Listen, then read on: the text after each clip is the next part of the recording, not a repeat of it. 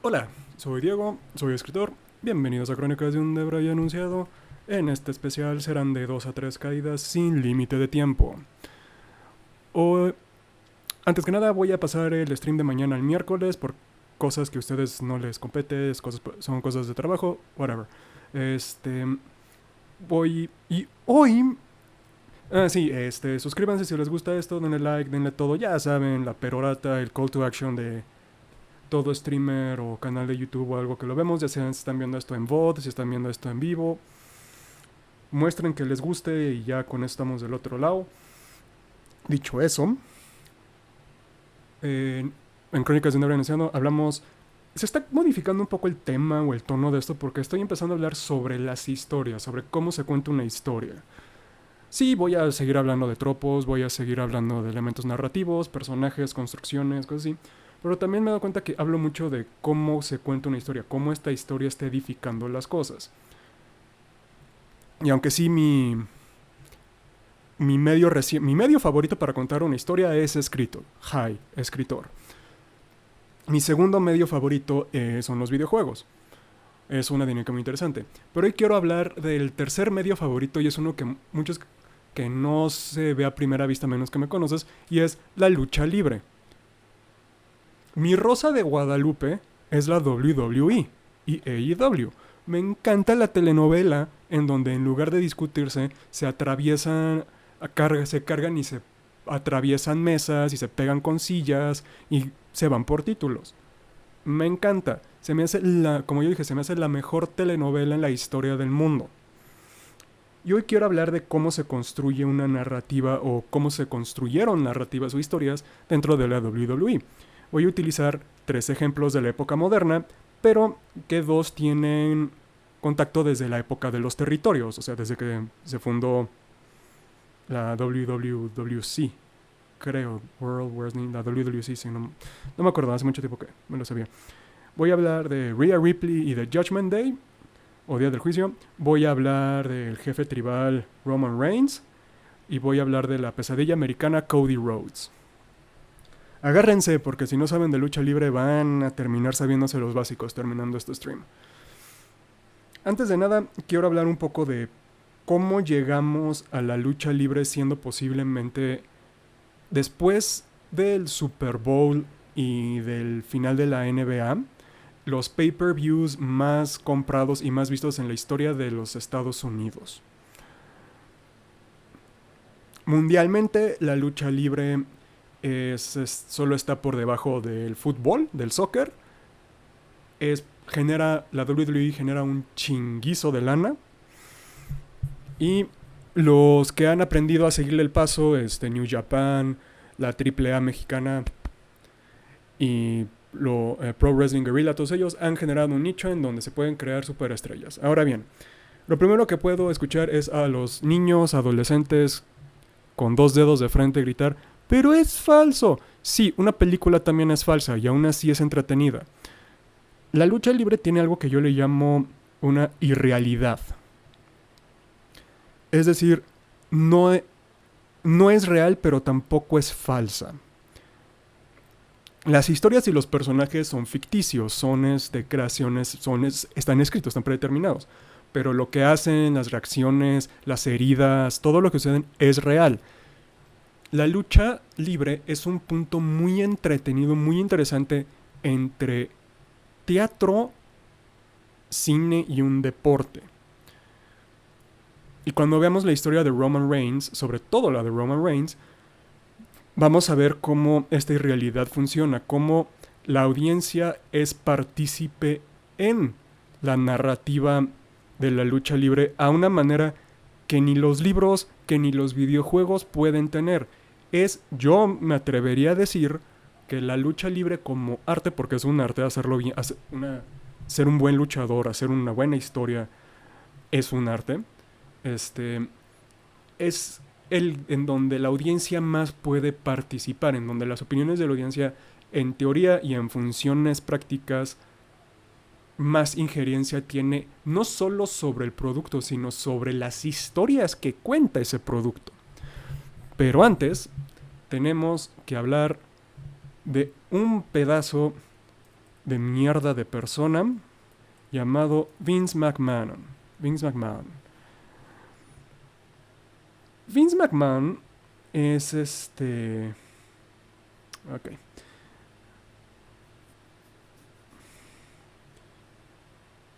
Ok, para hablar de Vince... Antes de Vince tenemos que hablar de Vincent J. McMahon, el patriarca de la familia, el que logró conseguir que las televisoras pasaran lucha libre. Um, Vincent J. Al nuevo Vince le vamos a decir Vince. Vincent J. Fue alguien que generó un sistema, bueno, fue parte de algo llamado Carney Bullshit o sistema de carnavales, en donde cada promotor de lucha libre tenía un territorio en el que funcionaba. En el estaba cierta televisora que solo contrataba a cierto promotor profesional, más los indies. Y Vincent tenía la sección de... Bueno, va a ser irrelevante en unos momentos. Y no estamos contando sobre la historia de los promotores. Vincent tuvo un hijo, Vincent Kennedy. Vincent Kennedy es una persona sumamente complicada y me atrevería a decir que es una mala persona, pero su infancia no fue buena. Tenía un padre abusivo que le generaron ciertos problemas con la idea del control. Él logró encontrar un padre adoptivo abusivo. Él encontró a su verdadero padre y él dijo, yo quiero ser un luchador, yo quiero ser una de estas superestrellas, que aún no se utilizó el término. Pero su papá le prohibió porque dijo, un promotor nunca es parte de su producto. Es decir, como lo diría Tony Montana en Cara Cortada, tú no usas tu propio producto. Y como Tony Montana, Vincent Kennedy rompió esas reglas. Él inició como un anunciador en lo que ya se fue convirtiendo como la WWC o la WWF. Y sin saber nada, él empezó a ser comentarista. Él empezó a trabajar como eso después de ser productor y después de comprar los territorios, después de empezar a generar un monopolio. Y Vincent Kennedy McMahon, Vince, una vez que, y él lo dijo en una entrevista con Sports Illustrated en 1991, él no tenía lealtad al sistema, él no tenía lealtad al sistema de feudos en el que se manejaba la lucha libre. Así que, y él sabía que si le contaba su plan desde un inicio a su papá nunca le hubiera dejado las llaves de su reino. Un reino que, ahora sí que, por más que nos duela, Vince hizo un imperio, no un solo reino, hizo un imperio mediático cabrón. Con la WWF, contratando a Hulk Hogan, contratando a Bret Hart, a Sergeant Slaughter, a Jesse Ventura. Le empezó a quitar estrellas a los otros territorios, a la NWA, le quitó a Ric Flair, le quitó a Roddy Piper, se llevó a Shawn Michaels y a Jannetty.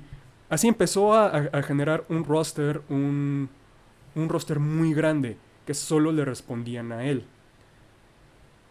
Y la WWF por muchos años se convirtió en lo más fuerte del mundo hasta la creación de WCW Nitro, que fue la única competencia fuerte que tuvo una vez que Hogan se traicionó y creó a la NWO.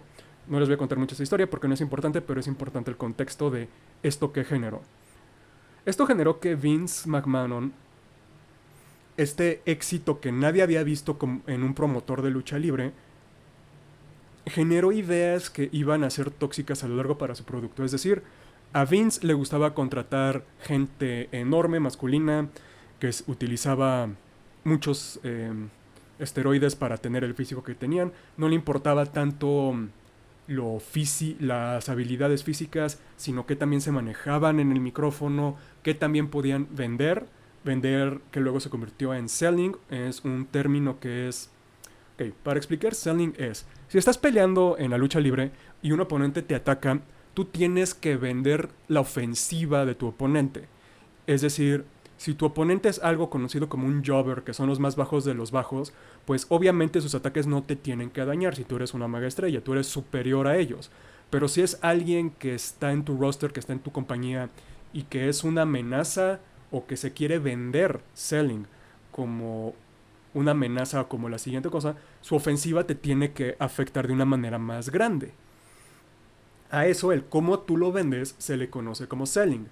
Y para mi gusto, los mejores sellers en la historia del medio son Sasha Banks o Mercedes Moné en AEW.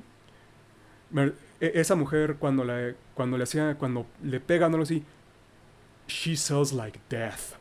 O sea, sí hay momentos en donde está así, sí está dañada de verdad, o está, ok, no la dañaron de verdad. Ric Flair, aunque estaba en el lado más cómico y exagerado de cómo vendía, era impresionante. Y el empate de los dos mejores vendedores en la historia son Bret Hart y Ricky Steamboat. Ellos entendieron la psicología del juego y cómo... y estoy vendiendo lo de selling porque eso va a ser muy importante más adelante. Es básicamente lo que rige a toda promoción. Pero estos dos, Bret Hart y Ricky Steamboat, eran muy inteligentes porque especialmente Ricky, agarraron de otros deportes. Ricky Steamboat veía peleas de box, cómo los boxeadores reaccionaban cuando les pegaban en la cabeza, cómo en artes marciales, cómo el cuerpo se doblaba o cómo reaccionaban después. Y él lo incorporaba en sus peleas.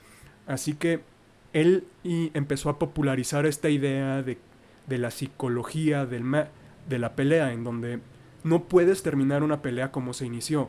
No puedes ser estas victorias contundentes o en count-outs. Si yo estoy contando una historia en el ring, pues yo como el bueno no puedo ser invencible. Me tienen que dañar cada vez, tengo que tener más problemas o más obstáculos que voy a ir sobreponiéndome.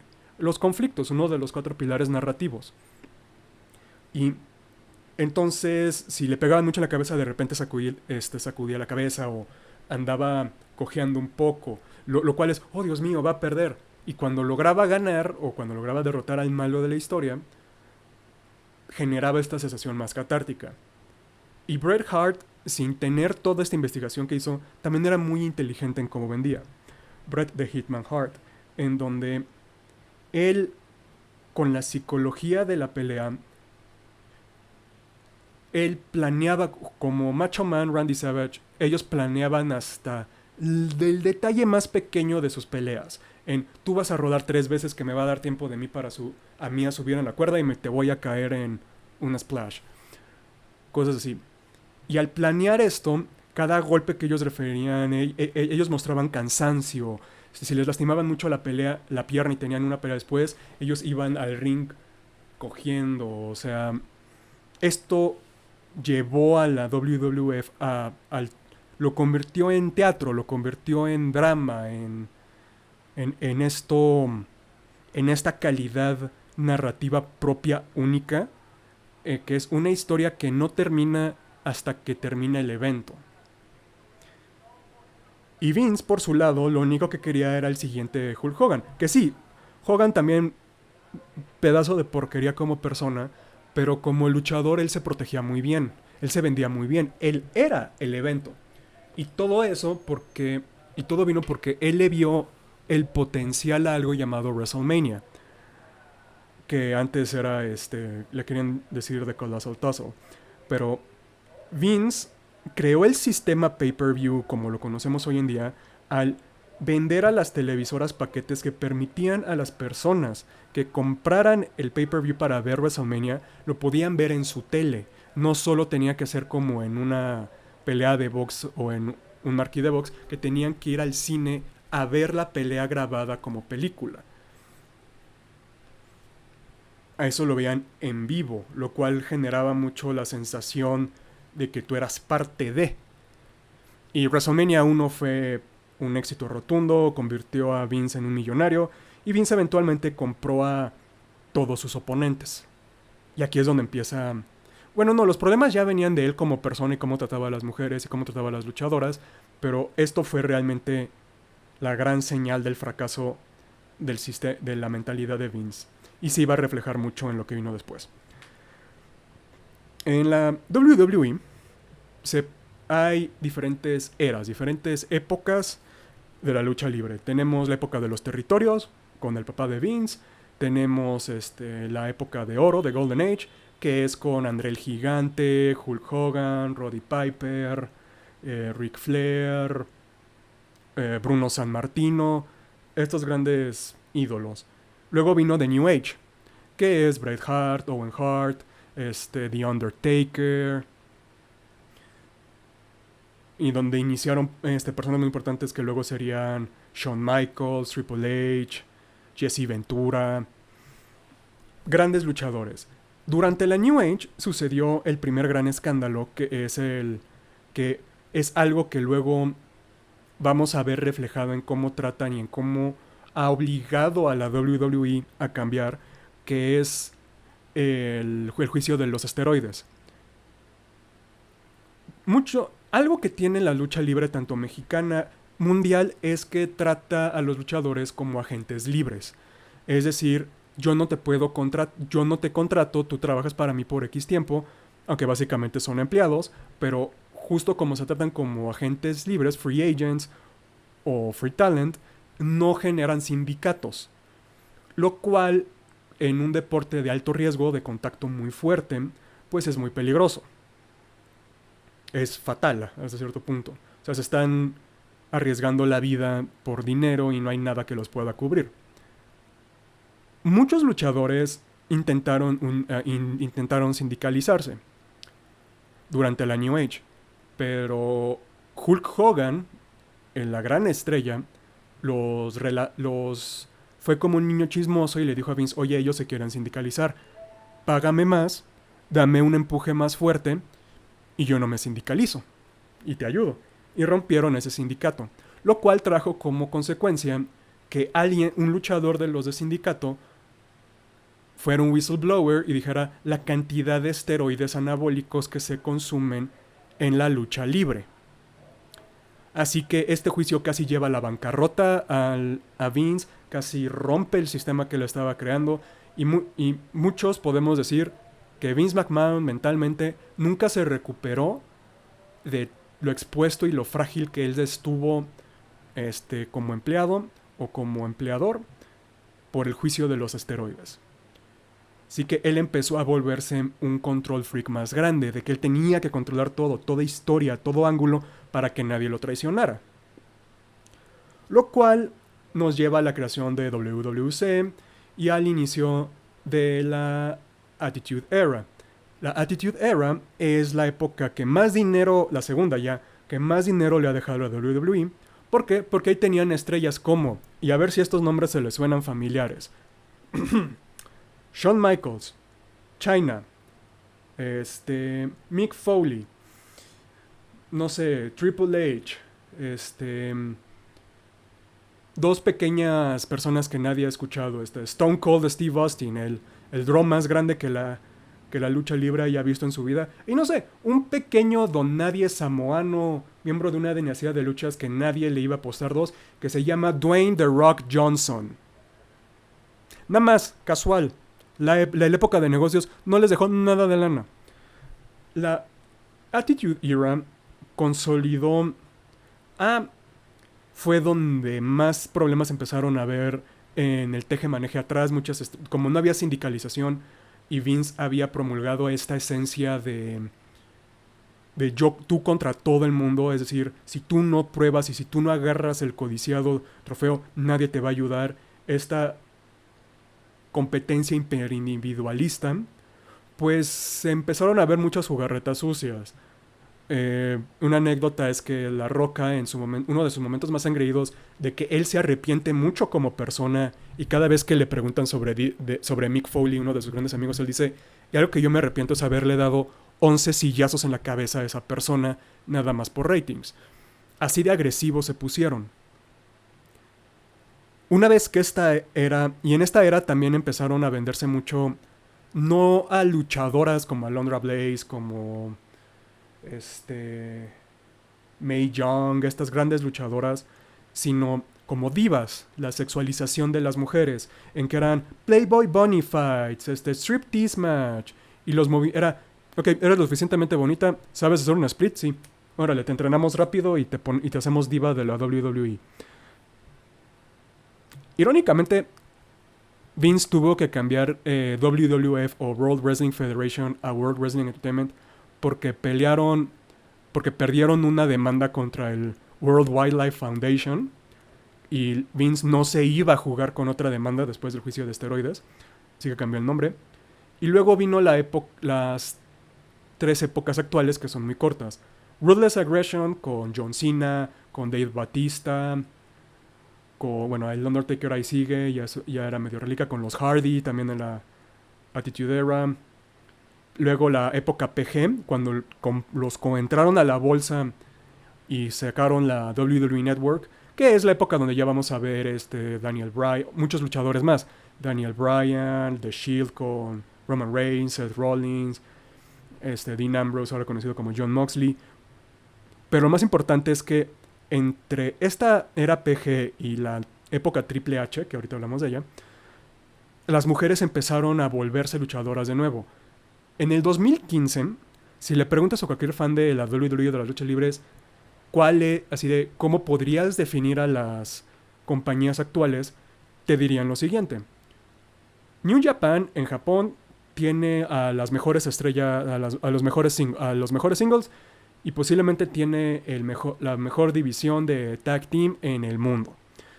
La AAA mexicana, te dirían, tiene a los más innovadores, a los voladores más innovadores en cuanto a como luchadores. Pero te dirían que la WWE tiene el mejor roster femenino. Tenemos a Sasha Banks, a Charlotte Flair, a Becky Lynch, a Bayley, a Shayna Baszler, a Kairi Sane, Asuka, Nikki Cross, Rhea Ripley, Liv Morgan. Estas grandes luchadoras que llegaron a cierto punto a hacer la cara del producto. Y esto va a ser muy importante cuando hablemos de Rhea Ripley. La cara del producto. Y una vez que lograron sacar a Vince de la WWE, al ser comprada por la compañía llamada Endeavor. Para los que no sepan, Endeavor es el dueño del Ultimate Fighting Championship o la UFC.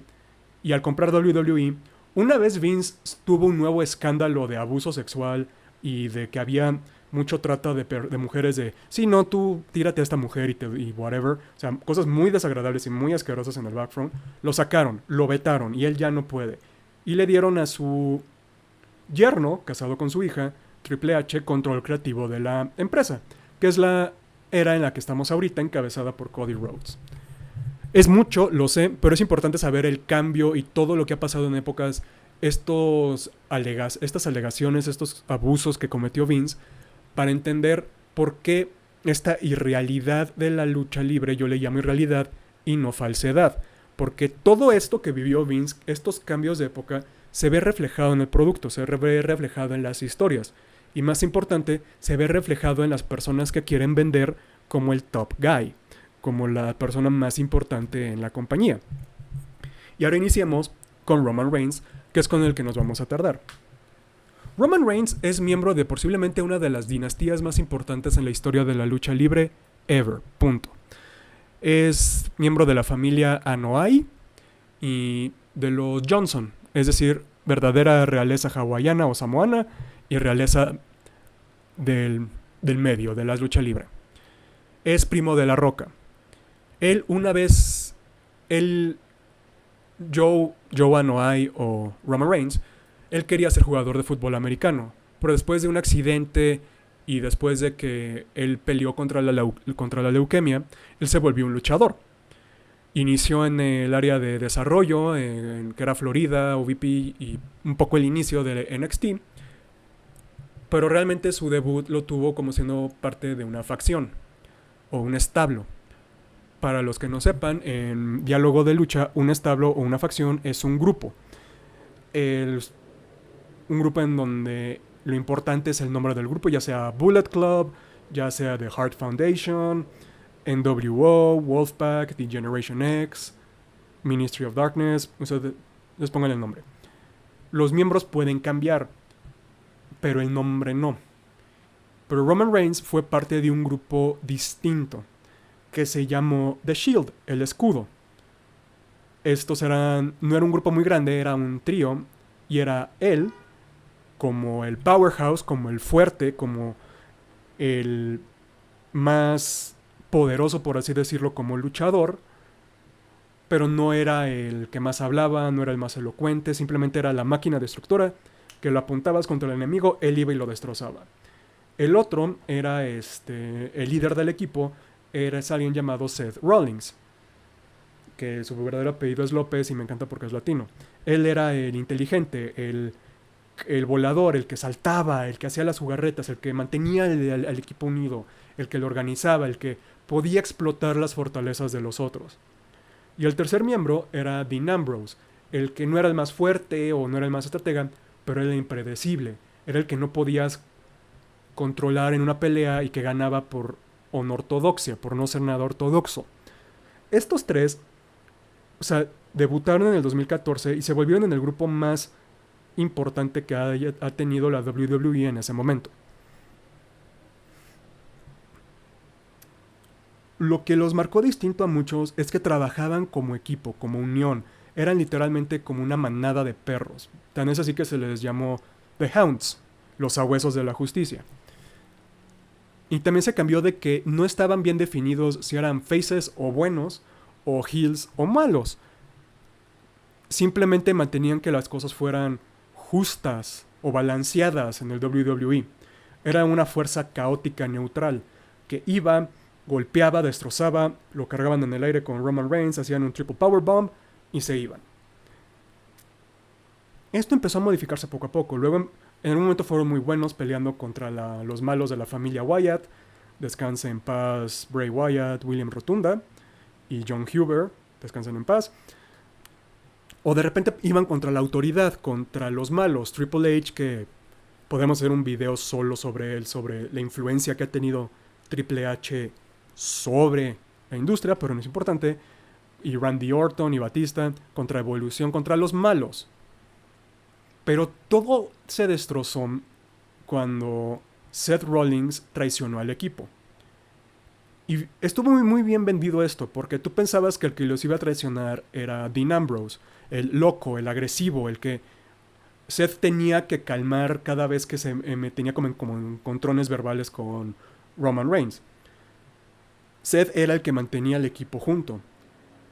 Hasta que un día agarró una silla, le pegó a Roman Reigns en la espalda y luego a Dean Ambrose y destrozó al equipo. Seth Rollins se convirtió en el villano de la WWE por un buen rato. Dean Ambrose se volvió una estrella solitaria, que también tuvo mucho éxito. Y luego tenemos el caso de Roman. Roman nunca fue malo en las cuerdas. De hecho, es posiblemente uno de los más talentosos en la historia. Físicamente, yo diría que el único que se puede, como los únicos que se podrían comparar en la época moderna son Brock Lesnar, Will Ospreay y Kenny Omega a nivel de talento bruto que Roman tiene. Porque sí, es un samoano tronado, o sea, es alto, es fuerte, es masivo, pero se mueve increíblemente ágil. Puede saltar de la tercera cuerda y darte un giro y caerte. Es más rápido de lo que parece. Físicamente es maravilloso. Pero Vince, como quería su nuevo Hulk Hogan, le dio un empuje o un push estratosférico cuando Roman no estaba listo. Para los que no sepan, un push es cuando tú agarras una estrella y le empujas literalmente al estrellato. Es algo que sucede cuando una estrella se conoce que ya está over o que ya está por encima. Es decir, que la audiencia le aplaude con solo aparecer. Es decir, es un personaje que ya es increíblemente popular y lo empujas a la luna porque es el personaje que la audiencia quiere ver y es el personaje por el que le van a pagar.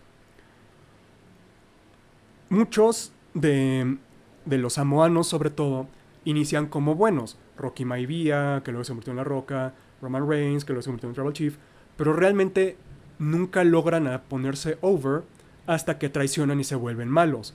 Porque una vez que se vuelven malos, pueden jugar contratipo, es decir, pueden exagerar o ser un villano de caricatura, que pregúntale a La Roca y es muy posible que te diga, a él le encanta ser el malo de la historia porque puede pretender y exagerarlo.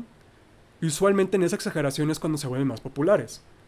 Y reciben el empujón y se vuelven la cara de la franquicia, se vuelven la cara de la marca, todo eso. Roman Reigns necesitaba... Era el que menos experiencias en el circuito independiente había tenido. Dean Ambrose había sido Jon Moxley, Seth Rollins había sido, no me acuerdo quién, Black. Y ellos ya habían estado fogueados, ellos ya tenían en el micrófono, ellos ya podían hablar, ellos ya podían hacer promociones, ellos ya sabían manejar a la audiencia. Y Roman les estaba aprendiendo mucho, o sea, son hermanos en la vida real, son grandes amigos, y les estaba aprendiendo mucho, pero él venía de otro. Él como persona, Roman Reigns, es, o sea, Joe Anoa'i es muy calmado, es muy tranquilo, es muy paciente. Y cuesta trabajo traducir eso a un héroe de lucha libre. Un héroe de lucha libre tiene que ser sonriente, tiene que ser John Cena, tiene que ser un superhéroe, básicamente. Y Joe siempre, o Roman Reigns, siempre estuvo entre esa línea entre el bueno y el malo. Así que cuando la WWE intenta forzar a Roman Reigns sin que él se volviera popular orgánicamente, como lo hizo Hulk Hogan, como lo hizo Bret Hart, como lo hizo John Cena, Batista, que sí, luego en el caso de John Cena su personaje medio se arruinó, pero son por cuestiones distintas. A Roman no, Roman lo intentaron vender desde un inicio, pero no lo cambiaron. La identidad de Roman Reigns como personaje seguía atada al escudo, lo cual a nosotros la audiencia, a The Shield, nos daba a entender que él no había podido superar la traición. Seguía bajando por la audiencia como lo hacía The Shield, seguía utilizando el mismo chaleco tipo SWAT, seguía con la misma música de entrada. Él no había cambiado. Y ahí empezó un poco el problema. Uno podría pensar que estaban planteando las semillas para que se convirtiera en un villano, porque él no podía soltar el escudo, él no podía soltar la traición. Pero como Vince, la fuerza creativa en ese momento, nos quería decir, no, ustedes le tienen que ir a este güey, este es el principal. Aquí podemos ver la irrealidad de la lucha libre, donde Roman Reigns ganaba y ganaba y ganaba y tenía estas grandes peleas y siempre los enemigos, y él ahí lograba vencerlos. Entendía muy bien la psicología del ring, pero como no lo queríamos, como no era el personaje que nosotros queríamos ver, ese era Dean Ambrose, lo empezaron a abuchear. Y a abuchear mucho. A abuchear a un grado en donde no era ¡buh! ¡Qué mala pelea! Era ¡buh! ¡Salte de nuestras pantallas! ¡Buh! No te queremos ver. ¡Buh! No, tú no eres un buen producto. Y nos lo siguieron forzando. Y esto es muy importante porque luego vino la pandemia. Y antes de la pandemia, cuando él por fin derrotó a su gran némesis, Roman Reigns por fin derrotó a su gran némesis, Brock Lesnar, él salió como Joe un día y dijo que él va a tener que quitar el título universal, él va a tener que rendirlo, y es la frase más célebre que ha dicho Joe es, mi nombre es Joe y yo he vivido con leucemia por 11 años. Él había estado en remisión por muchos años, pero había regresado y él se iba a dar tiempo para recuperarse, estar con su familia, pero él prometió que iba a regresar. Él se fue. Es la primera vez donde la audiencia le aplaudió por mucho tiempo a Joe, porque, como lo dijimos, o sea, no nos cae bien Roman Reigns, pero no queremos que nada malo le pase a Joe, porque todo lo que habíamos visto de Joe Anoa'i es que La Roca era súper carismática y súper agradable, pero Joe era el tranquilo, era humilde, era alguien que le daba mucho las gracias a lo que tenía. Era una buena persona. Entonces digo, ¿por qué no nos pueden poner a ese tipo de personaje? ¿Por qué no pueden dejar que Roman fuera más como Joe? Llegó un momento en donde a Roman le pedían usar lentes de contacto para tener ojos azules. Y Roman Reigns es una persona muy atractiva, no tenías por qué darle esos ojos azules hasta que te das cuenta que Vince siempre ha sido racista. Así que, that explains a lot. Y Joe se fue. un poco antes de la pandemia regresó, oye, estoy en remisión, y dijo, voy a pelear por el título, porque a esas alturas ya había nuevos campeones, ya habían salido nuevos campeones. Así que, entonces, ok, ya están entendiendo un poco, vamos a ver cómo regresa. Lo estaban manejando como tweener. Para los que no sepan, es que estás entre bueno y malo. Es un término que se utilizó mucho con Stone Cold Steve Austin. Y Roman lo estaban manejando un poco así, estaba ganando nuevo ímpetu con la audiencia. Hasta que llegó la pandemia. Y él, obviamente, alguien que salió de leucemia, cuyo cáncer estaba en remisión, pues él estaba inmunocomprometido. Así que él no iba a poder asistir al Performance Center para hacer los récords, aunque estuvieran grabados, aunque fuera la época Thunderdome, lo que ustedes quisieron, él no se iba a arriesgar, porque él era un padre de familia de gemelos, de 4 niños, dos grupos de gemelos. Él no se iba a arriesgar. Y aquí es donde Vince lo intentó quitar de algo que él ya estaba prometido que iba a hacer su reaparición, que fue un WrestleMania de 2 noches. Lo quitaron y empezaron a pretender que él no existía. Y aquí es donde vemos la irrealidad de nuevo de la lucha ya manifestada, porque entre los abucheos que él había recibido, entre que la propia empresa a la que él le dio sangre, sudor y lágrimas lo empezó a borrar, cuando él regresó, cuando Roman Reigns regresó, no regresó como buena persona, regresó como un villano. Si la audiencia no lo iba a querer, a él no le importaba. Porque él había peleado contra el cáncer y él le había ganado. Que la gente como lo había dicho cuando él dio el anuncio de que la leucemia había regresado, ustedes reaccionaron. Ustedes como audiencia reaccionaban ante lo que yo hacía, y eso para mí es más importante si me avalaban o me abucheaban. Cuando la propia empresa que te estaba empujando, que te daba la comida para la mesa, intentó pretender que tú no existías, intentó borrar, pues él regresó no solo como un villano, sino como el villano de la WWE. Cuando él regresó en el 2020, regresó con una actitud más agresiva, regresó con Paul Heyman, que es un gran es una gran figura, que es como un manager. Su figura es ser un manager de talento. Paul Heyman es considerado como uno de los mejores habladores de la industria. Él puede venderle hielo a un esquimal. Y Roman por fin se volvió malo, pero no se volvió cualquier malo. Él utilizó el abucheo de la gente que estaba recibiendo. O sea, Joe, cuando escribió su nuevo personaje, cuando se los vendió, lo hizo también porque, como lo dije a un inicio, la línea entre audiencia y performers se borra mucho en la lucha libre. Es irreal, mas no falso. Así que, y como ya se había salido desde hace muchas décadas que la lucha era falsa y estaba escrita, pues Roman aprovechó eso. Joe aprovechó eso para crear su personaje. Así que, ok, ustedes me han estado abucheando por mucho tiempo. Ustedes nunca fueron agradecidos con el trabajo que yo les di, aunque sí reaccionaban.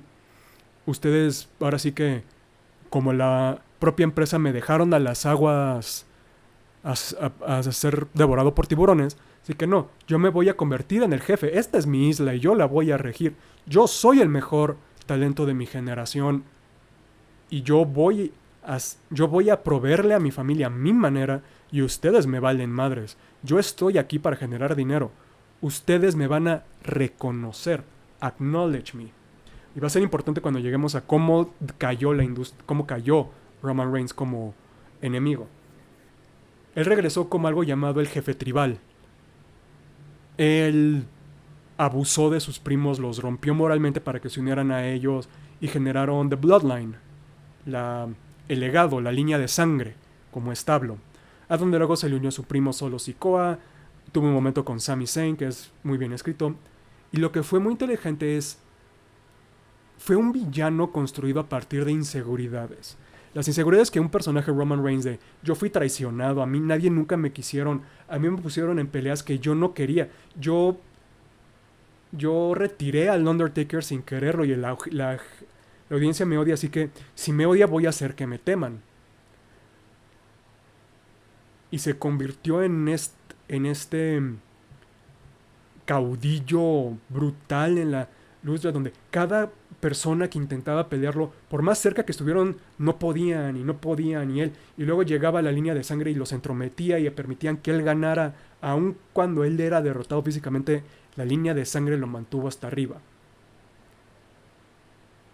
Y en una de las historias con Sami Zayn es este canalla que intentó meterse en la línea de sangre para tener un futuro asegurado, empezó a ganarse a la audiencia, a Jimmy y a Jey Uso, un poco a Solo Sikoa, pero más importante a Roman. Roman, en la vida real de Samoa, cuando tú te vuelves un hermano de sangre, tú eres familia, punto. Y si un hermano de sangre te traiciona, es mucho peor que te traicione un familiar, porque ellos decidieron ser parte de tu familia. Así que Sami, en un momento, a él Roman lo puso a escoger entre su mejor amigo, un luchador llamado Kevin Owens, o ser parte de la línea de sangre. Y Roman le dio una silla. Una silla doblada y termínalo, o sea, dale con la silla hasta que no se mueva. Y Roman Reigns, él estaba seguro de que Sami lo iba a hacer. ¿Por qué? Porque es tan villano el personaje que era una relación abusiva. Él los trataba muy bien si seguían sus órdenes. Si no, les ponía la paliza de su vida. Roman Reigns mezcló su ascendencia samoana con su ascendencia italiana como la mafia. Lo cual lo hizo un villano muy interesante y muy complejo. Y es la historia más compelling que tuvimos del 2020 al WrestleMania de este año. Duró 4 años esa historia y es la mejor. Es literalmente, como escritor les puedo decir, si alguien escribiera la historia de Roman Reigns, tendrían un peliculón, especialmente él como villano. Él le da a Sami una silla. Él se va para atrás sabiendo muy bien que Sami lo va a hacer. Sami agarra la silla y le da un sillazo a Roman Reigns en la espalda. Y nosotros vemos por ese segundo cómo Roman Reigns regresa cuando lo traicionó Seth Rollins en el escudo, todos los abucheos, cuando Sami, la audiencia adoró lo que hizo y empezaron a aplaudirle, ves cómo eso termina de romper a Roman Reigns como persona. Brutaliza a Sami Zayn, se enfrentan en un WrestleMania y pierde Sami, se enfrentan contra todos, y luego llega Cody Rhodes, él tiene que terminar la historia, que ahorita hablamos de Cody y por qué él era el único que podía derrotar a Roman.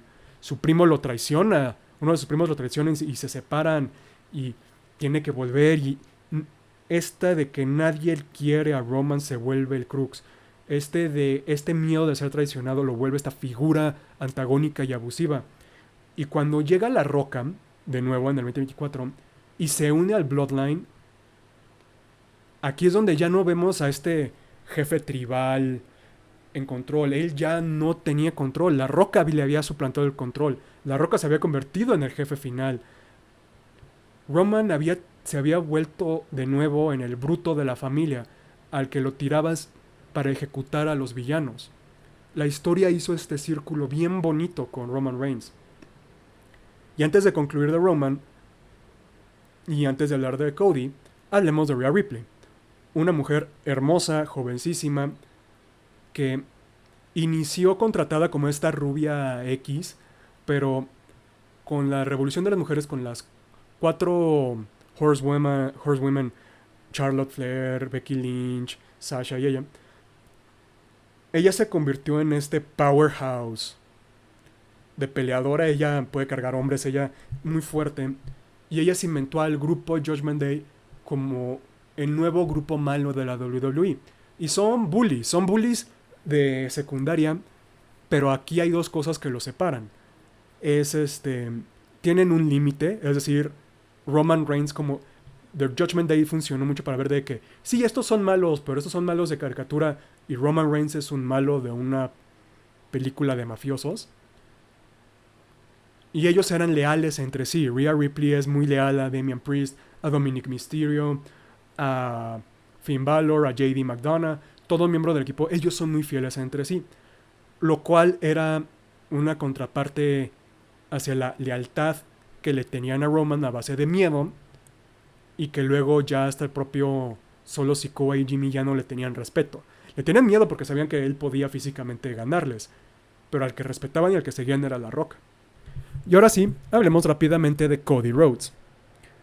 Cody Rhodes es hijo de uno de los luchadores más famosos y más importantes de la época de oro, llamado Dusty Rhodes, cuyo gimmick es que él era alguien gordo, alguien al que no le dabas por mucho, pero era muy buen peleador, era el héroe del pueblo, era el que habían vendido la idea de que cualquiera puede triunfar en este negocio.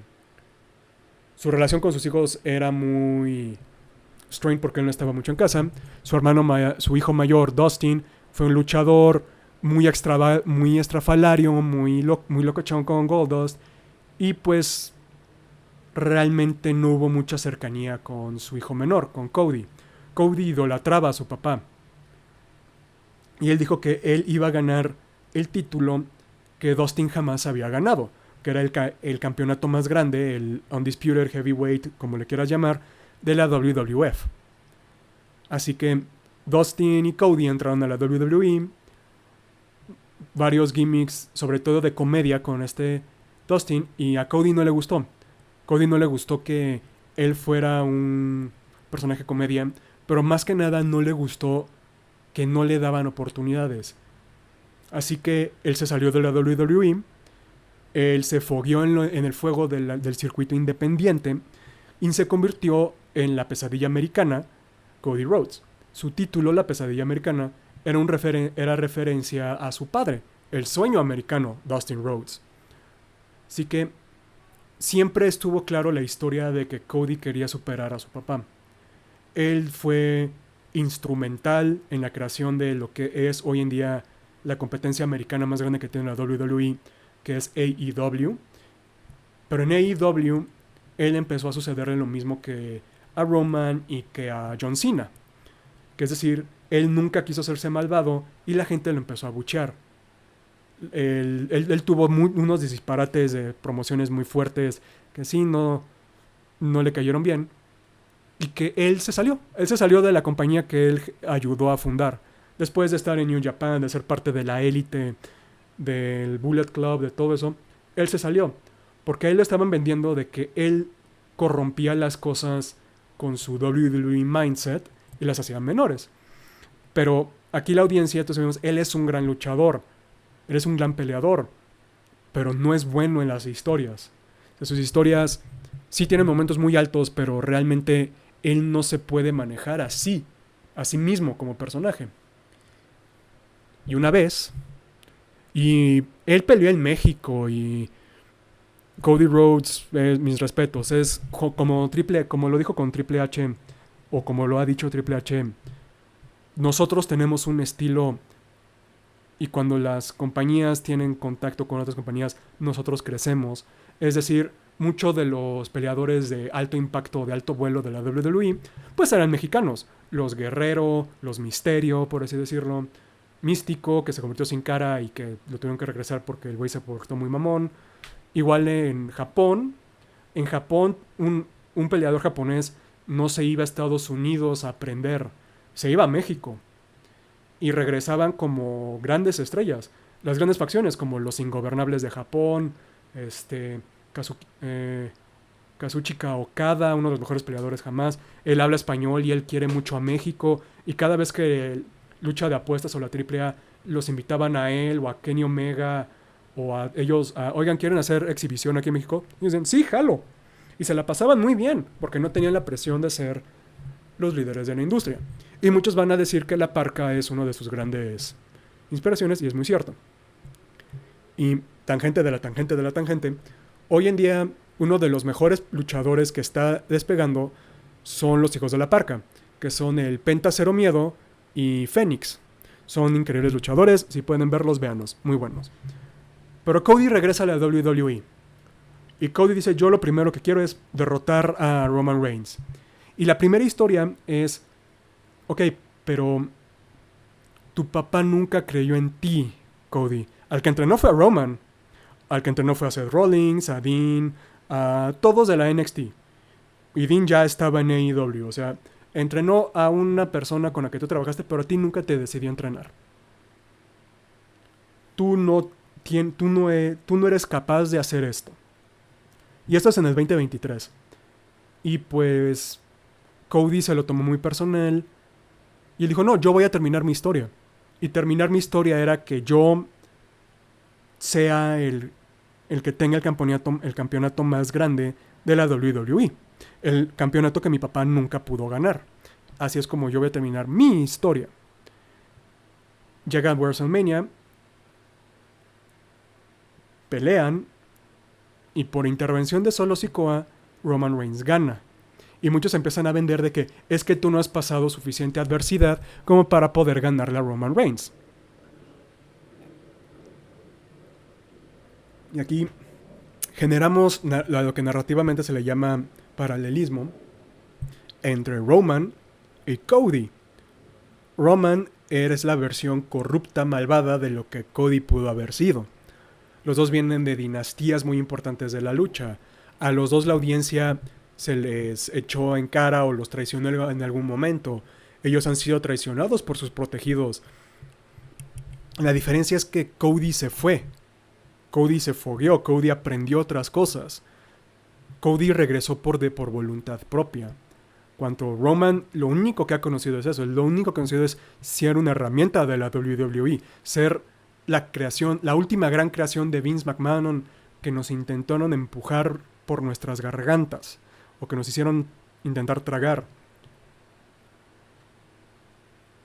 Y luego llegó La Roca, se complicó el asunto. Y luego tenemos WrestleMania 40 este año. En la primera noche, la primera pelea era entre Seth y Cody, que Seth ya se estaba volviendo de nuevo cara después de ser villano, contra la línea de sangre, para ver qué formato de reglas iban a tener para el campeonato universal indiscutido en la siguiente noche. Perdieron, así que las reglas iban a estar a favor de la línea de sangre porque hubo intervención de la línea de sangre. Y llegamos al final. Está Cody Rhodes.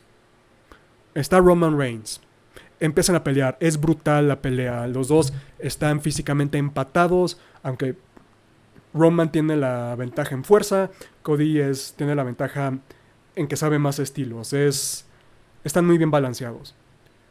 De repente llega Jimmy Uso a ayudar a Roman Reigns. A asegurarse porque Cody le gana por primera vez y está a punto de dar el tercero. Llega Jimmy y empieza a atacar a Cody. En lo que lo están atacando, llega Jay. Llega el gemelo de Jimmy, el que traicionó a Roman. Llega y derrota a su propio hermano y lo saca del ring. Y se vuelven a quedar esos dos a pelear. En lo que está esa pelea, llega Solo Sikoa, el que le costó el campeonato a Cody la vez pasada, el que ha garantizado que Roman ganara toda pelea de WrestleMania a partir de John Cena y Seth Rollins en adelante. ¿Y quién llega a salvar a Cody? John Cena. Todas personas que han tenido historia con Roman Reigns, que han intentado y han fallado, llegan a ayudar a Cody Rhodes. John Cena derrota solo y lo saca de la arena, pero luego aparece La Roca, y La Roca derrota a John Cena con un Rock Bottom, y está a punto de darle cinturonazos a Cody Rhodes cuando aparece el Undertaker, al que nadie esperábamos que apareciera después de que Roman Reigns lo retirara. Aparece el Undertaker y saca y asusta a La Roca para que llegue Seth Rollins, el que inició toda la caída malvada de Roman Reigns, vestido como miembro del equipo, como miembro de The Shield, por las escaleras con la misma música y todo, y logran ahuyentar a La Roca, lo logran poner a La Roca afuera. Cody lo agarra a La Roca y lo pone fuera, antes de que La Roca y le metiera una paliza a Seth. Y Roman se despierta, porque Roman estaba inconsciente, él había perdido. Se despierta y él agarra una silla, la famosa silla de Roman Reigns, y él se sube. Y Seth y Cody están intentando levantarse por lados opuestos del cuadrilátero. Y Roman Reigns aquí tiene la oportunidad de darle a Cody y ganar. Pero si algo les he vendido desde ahorita es que Roman Reigns es terriblemente inseguro como persona. Él busca vengarse de las cosas. Así que se voltea y le da el sillazo a Seth. Lo mismo que Seth le hizo en el 2014-2015, 10 años después, y él no puede soltar eso. Roman Reigns agarra la silla y le da un sillazo a Seth. Le gana el que quiere dañar a Seth, el que en la vida real son grandes amigos.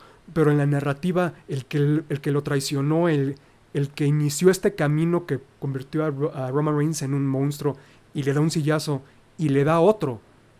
Pero Cody ya está arriba. Y cuando Roman se regresa, Cody Rhodes le aplica su movimiento final 3 veces. Le levanta la pierna. Pin. 1, 2, 3. Roman Reigns por fin pierde. Todo lo que él llevó por 4 años, estas inseguridades, se acaba con el reflejo de lo que él pudo ser si él no se hubiera dejado llevar por la ira. Roman Reigns pierde. Cody Rhodes por fin termina su historia, por fin gana. Y él agradece que pues él no lo pudo haber hecho solo. Si no hubiera sido por Jay, si no hubiera sido por John Cena, si Seth no se hubiera convertido en su escudo, como lo dijeron en la noche pasada, Cody Rhodes hubiera perdido. Y Roman Reigns hubiera seguido en la cima del poder y hubiera sido controlando SmackDown y la WWE con un puño de acero. Se levanta. El último gran proyecto de Vince McMahon. El que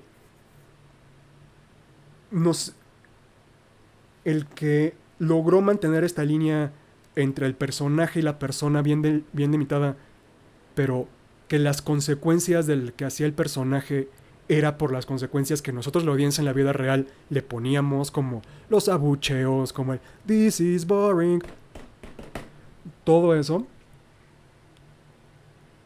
Este monstruo trágico que él intentó ser un héroe, él intentó ser un campeón, y la propia industria, los propios fans, en su mente no se lo permitieron, y él se convirtió en un tirano que controló por miedo, por abuso psicológico, por gaslighting a su familia, a todos, que fue traicionado una y otra vez y nunca aprendió la lección, que el problema es que él ya se había vuelto el problema.